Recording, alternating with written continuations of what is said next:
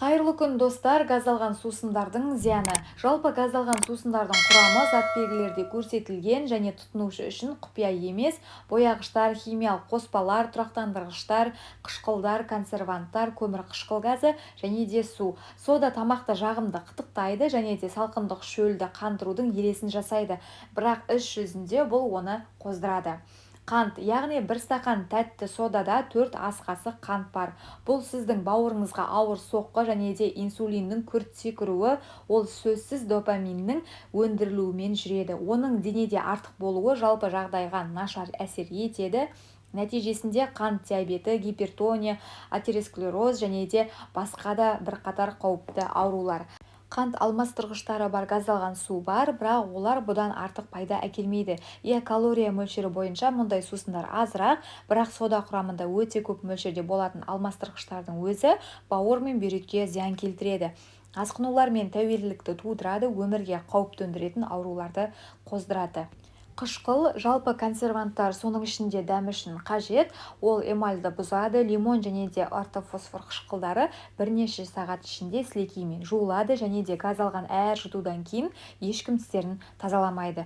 Фосфор қышқылы кальцийді белсенді түрде тазартады, бұл балалардың сүйектерінің сынғыштығына және қаңқа деформацияларына қауіп төндіреді. Кофеинді газдалған сусындар қуаттандырады және бұл зат дәмділігіне қарамастан барлық газдалған сусындарға қосылады. Бірақ кофеиннің әсері тез аяқталатындықтан жаңа доза қажет және де сіз бір бөтелкені екінші бөтелкеден қалай ішкендігіңізді байқамай қаласыз. Нәтижесінде кешке қарай сіз шаршағаныңызды сезінесіз, ұйқысыздық пен депрессия пайда болады.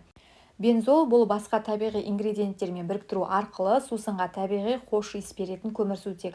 Нәтижесінде қатерлі ісік пен психикалық бұзылуларға қауіп төндіретін канцероген пайда болады. Көмір қышқыл газы. Көмір қышқыл газы болмаса, газдалған сусын мүмкін емес. Ол көпіршіктің жарылғыш және де жағымды әсерімен жақсы көреді. Көмір қышқыл газы адам үшін қауіпсіз, бірақ сумен жанасу қаупі бар. Реакция жүреді, нәтижесінде көміртегі қышқылы пайда болады. Асқазан мен ішектің нәзік шырышты қабаты күйіп, кебулер, ауырсыну, жаралар және де токсиндердің тоқырауы пайда болады. Жалпы газдалған сусындардың денсаулыққа зияны туралы бұған дейін де талай айтылған болатын.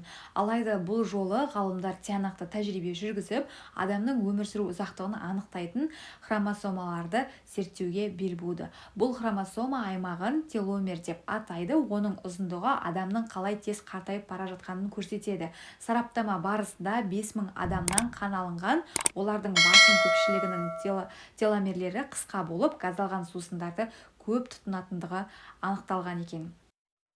Газды сусын тұтынған адамдар мен темекі тартатын адамдардың өмірінің ұзақтығы бірдей деген болжам бар екен. Өйткені газды су тек қана ағза клеткаларын қартайтып қана қоймай, сонымен қатар жүрек ауруларына, қатерлі ісікке, диабетке шалдықтырады. Сондықтан газдалған сусындарды тұтынбай, оның орнына қарапайым қара су ішкендеріңіз абзал. Себебі оның денсаулыққа пайдасы өте мол.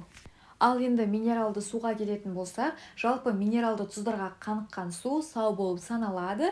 Бірақ кәдімгі сау адамға бұл қажет емес, және белгілі бір проблемалар мен минералды суды шөлді қандырмау үшін емдік мақсатта пайдалану керек. Жалпы ыстық күндері қарапайым суды таңдаңыз, немесе үйден басқаша өзіңіз қалағандай түрлі жеміс жидектерден үйден жасағаныңыз жақсы, яғни зиянсыз, пайдалы, өзіңізге сенімді боласыз. Ешқашанда ауырмаңыздар, дендеріңіз сау болсын. Келесі видеода жүздескенше аман сау болыңыздар.